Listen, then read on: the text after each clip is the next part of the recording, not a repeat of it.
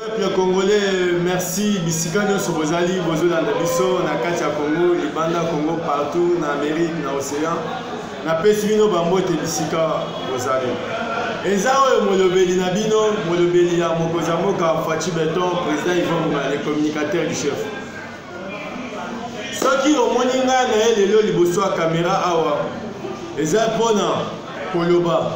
Naza na dossier moko ya makasi ya koloba. Comprendre ndenge baza na kati ya kopesa ba information oyo baza nango te, kodinforme ba information. Wana ntango nazoloba bongo ya oyo tozobenga le haut représentant chef en matière à francophonie, M. Didier Chioyo, que je salue en passant bisika zali. Oyo mutu aza na kati ya kotravailler, mutu aza na kati ya kofournir bainfos ya mboka, aza na posa to organiser oyo tozobenga jeu ya francophonie na kati ya Congo. Mais azali ni combattant ya kokamo ezali peuple congolais bisika nyonso bozali. Eza komona bato mosusu koya kosala campagne ya diabolisation ya kolobake le haut représentant ya le haut or eloko o bango basala ngo na ba information te, eloko bango basala ngo na ba élément nango te, ya kosala kaka campagne moko ya diabolisation bato abaka mosusu pona ko diaboliser bato pona ko bazo inonder ba réseaux sociaux. Le haut représentant Didier Chioyo ayibi mbongo a détourné mbongo ya francophonie. Nakoyebisa yo peuple congolais sika ozali bolandaki oyo tozobenga ministre ya finance kopesa makambo nyonso ndenge ezali. Bolandaki DG ya FPI koloba ndenge makambo ezali. Ministre makambo etali bongo badekese mbongo jusqu'alors eza na compte moko ya francophonie.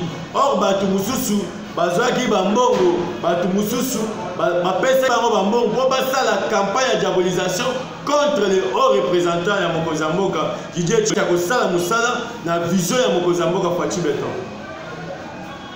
Yango tozoyebisa oyo baza na bainformation te, tozoyebisa bato oyo baza na campagne baza kati ya kosala campagne ya diabolisation ke botika kosala campagne ya diabolisation. Musala oyo biso tozala yango eza kosoutenir bato oyo bazosunga mokonzi ya mboka, bato oyo baza kati ya kotravailler na vision ya mokonzi ya mboka Faci Beton. Biso ifo tosoutenir bango.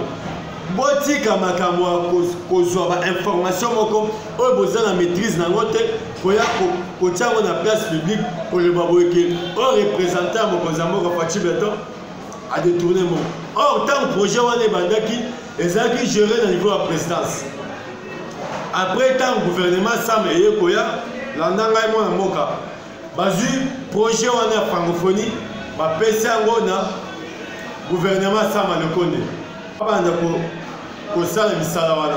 Mais après la présidence de la République ndenge mokonzi ya mboka ordonnance signa oyo banomaki au représentant ya mokonzi ya mboka oyo tozobenga se mpona kosupervise makambo tagi francophonie. Peuple congolais landa ngai komona bato kosala bacampagne ya diabolisation ya koloba boyeke Didier Chioyo a détourné mbongo $20. Or makambo wana eza nango lukuta, baza bainformation wana te, mais oyo tozobenga badiabolisation ndenge bamesani boza maîtrise dossier te, mais baye koinonde ba réseaux sociaux, bazokoma bazosala du n'importe quoi na réseaux sociaux. Yango tozomettre en garde bato nyonso oyo baza ba information te, baza kati ya kodéformer makambo, baza kati ya kobundisa bato bazosunga mokonzi ya mboka Faci Beton na kombo ya M. Didier Chioyo aza au représentant ya mokonzi ya mboka na makambo etali francophonie. Tozomettre bango en garde po tomoni ke bozala kati ya kolia bambongo ya bato mpona kobundisa mokonzi ya mboka, kobundisa bato oyo bazotava. Or eza bato mosusu ndenge baza wana bazosala na volonté ya mokonzi ya mboka Faci en tant que haut représentant mokonzi ya mboka ya kosi mbongo eza vraiment makambo oyo tozobenga soki ministre ya finance a signé arrêté ekei na banque centrale mbongo mpona misala esala. Mais na ko affirmer yo yebake j'ai la francophonie ekobetama na kati ya Congo mpo eza eloko moko ekokotisa tala bamboka neti bafu ici chaque année bakotisaka milliards de dollars quel tourisme. Mais tout le monde a une initiative pour que aza nango mpona kosunga mboka to gagner marché à organiser ja kati ya Congo na biso mpona koteka image ya Congo koteka image ya oto benga kin label. Mokonzi mboka azui confiance à placer na oto benga au représentant Didier Chiyoyo mpona ko superviser misala wana.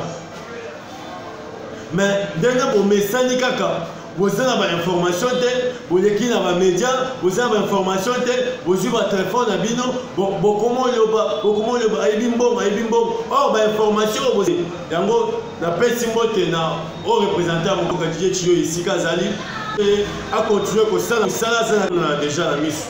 Musala wazala kati sala na vision ya mokonzi mboka Faci Beton ezomona misu yango tazali alande bilanda lande ya bato wana te ayoka biloko wana te akontinue kaka na vision ya Faci Beton oyo aza na posa ke jeu ya francophonie esalema awa bapays nyonso oyo bamama francophonie baya na kati ya capitale na biso oyo ekopesa biso bareveni oyo barecette ebele.